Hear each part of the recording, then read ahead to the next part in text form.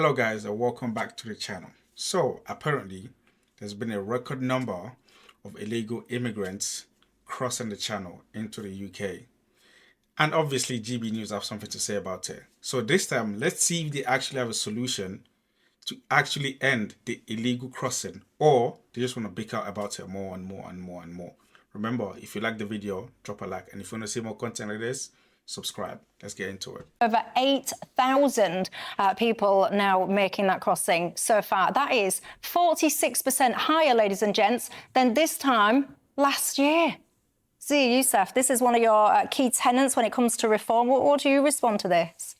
Well, the first comment I'd make is that a Tory claiming that anyone has lost control of Britain's borders is like a mosquito accusing somebody of spreading malaria. True, that is true. Okay. I mean, the small boats problem was one that was created by the Tories. But let's be clear about Starmer's record. Since he was made Prime Minister last summer, we've seen over 30,000 people now cross the English Channel illegally via small or not so small boats, as you point out. That is, we're now at 8,000, I believe, year to date. That's almost 50% higher year on year. 8,064. And we're not even in the summer. And obviously weather is one of the biggest drivers of these crossings. All right, then. What is the proposition? Yeah, go and tell us. What should be done about it? Look, people watching this at home care deeply about this issue because it represents the total catastrophic failure of political will and political capability in this country. We spend £54 billion a year on defence. I'm still waiting for an answer, by the way. That's just it. Please, I'm still waiting for an answer. Go on. What is the answer? Significant portion of that on a Royal Navy, and yet we are incapable of having a border that is non-porous. So what does the Royal Navy have to do with anything? What is it supposed to do? In which world has the Royal Navy ever been like responsible for dealing with migration? Which world has that ever been the case? Never. I don't know why it's referencing the Royal Navy. This is an issue that has to be resolved. One of the reasons the issue has not been resolved is because we continue to be party to the ECHR, one of our flagship policies. Of course, the ECHR. When you leave the ECHR, all of a sudden, they just stop coming. I think that's what they actually believe. Like, leaving the ECHR, all right, that's fine, that's cool. But what happens after that? Do you think they're just going to stop coming? Like, no, they probably not. They probably won't just stop coming. Leaving the ECHR alone isn't just going to make them not come anymore. Is that we will leave the ECHR, replace it with a British Bill of Rights, which places primacy on the rights. See, this is the problem, right? The problem of these illegal migrants isn't a problem of necessarily the law. It's the reason why they all keep fleeing over here. If you change the rule, these people, like, they don't have any regard for the rule. They're not going to just follow the rules. You actually have to put an incentive more than the rule. Creating the rule is one thing, but there has to be another sort of incentive in there that actually has to stop them from coming, or acts as a deterrent that doesn't even give them an option to come. Leaving the ECHR alone isn't that. That's just one step, fine. But that doesn't automatically change the decision making of these people. Of British citizens over the rights of foreign citizens. We will ensure that it is clear by legislation anyone who comes to this country illegally, Michelle, will not. Again, I don't know what is wrong with all these right-wingers. Asylum seeking isn't an illegal process. I don't understand why they keep getting a free run to be able to use these terms on the media. I don't get why they keep using that term. Like, no one ever pushes back. Asylum seekers, regardless if they come from a country that's in a war or not, they are not illegal immigrants, okay? It's been written in the human rights law that anyone can seek asylum. You're not an illegal immigrant. Like, they keep getting the free run to use this term in the media. I don't know why. Not be allowed to stay and will be deported. Not only do we not have a deterrent in this country, we have a honeypot. We have the ultimate incentive, which is why these people, we should not forget these people are not coming from Syria. They're not coming from Gaza or the Ukraine, any other war zone. They're coming from France, which last I checked, millions of British people go to on holiday every summer. They're coming here. Why? Because we're a soft touch, and the Tories for 14 years and now Labour are failing to protect our borders. Barry Gardner? Well, look, there's some things in what Sia said that I would agree with. But he hasn't actually given any real proposition. Leave the ECHR. And then what? What happens? Okay, he's right to talk about the Tory failure, but he's also right to say that there are pull factors here.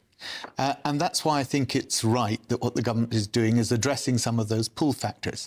I mean, we should recognise that actually, as a percentage of net migration, the small boats represent less than 3% of net migration. If you look at the returns, and that was one of the points that's such like that point needs to be hammered in more. There needs to be people hammering that point on. Like these migrant crosses, they make up for such a tiny amount of people actually coming to this country that, regardless of how you want to look at it, they can't really have any influence on the country at all. If you believe there are problems in the country right now, these people, by the sheer numbers, they don't have the capacity to be able to make any real difference because they can't work, and there's such tiny amount of people, they can't really make any changes at all. They can't influence the country in any way, shape or form. I don't know why they're so concerned with them. They're so concerned, like there's such a small amount of people.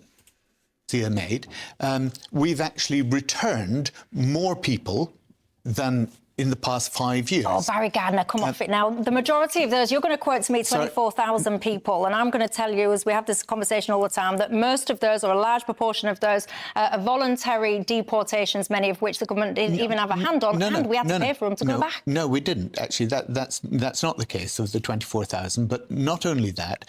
Are you saying the majority? With respect, Barry, are you saying the majority of those are enforced removals? I allowed you the opportunity to speak without interrupting you, so I'd appreciate the same courtesy.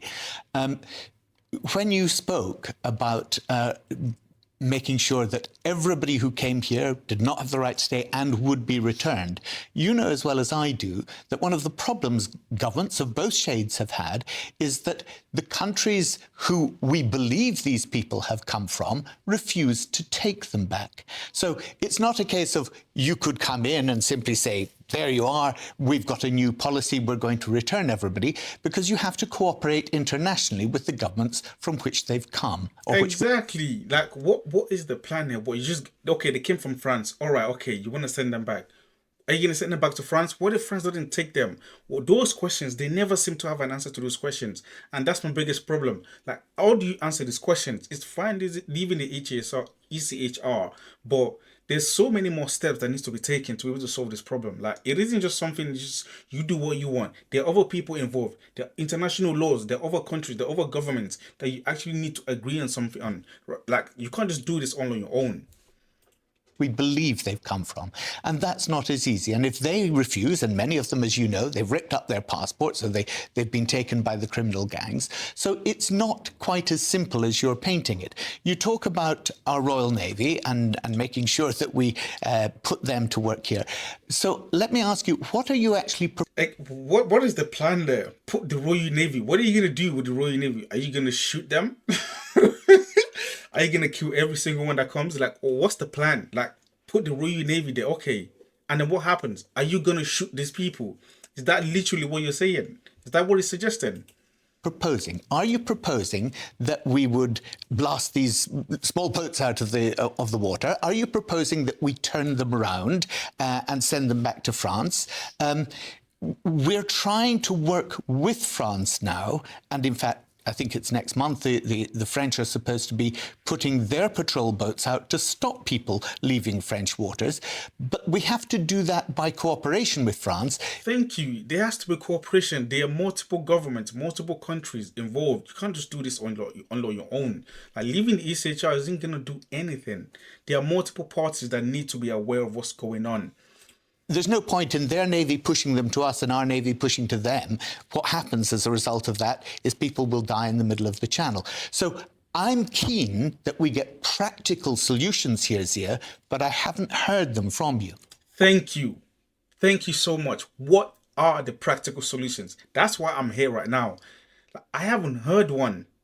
Okay, well, firstly, yes, people are dying. Hundreds of people tragically are dying making this journey, which is why it is a catastrophe that this problem is not being resolved. That's number one. Number two, I do have to, again, with respect, have to pick you up on the earlier point. As Michelle said, the majority of the deportees that Labour are highlighting and, quote, celebrating are voluntary and are not enforced removals. It's the lowest hanging fruit. And in terms of what we would do, well, here's a few things. Number one, as I said, we would leave the ECHR so that the industrial complex of lawyers who make money out of all of these things stop. We'd replace it with a British Bill of Rights. Number two, yes, we'd deploy His Majesty's Royal Navy on a humanitarian mission, to board and return these boats back to France from where they came.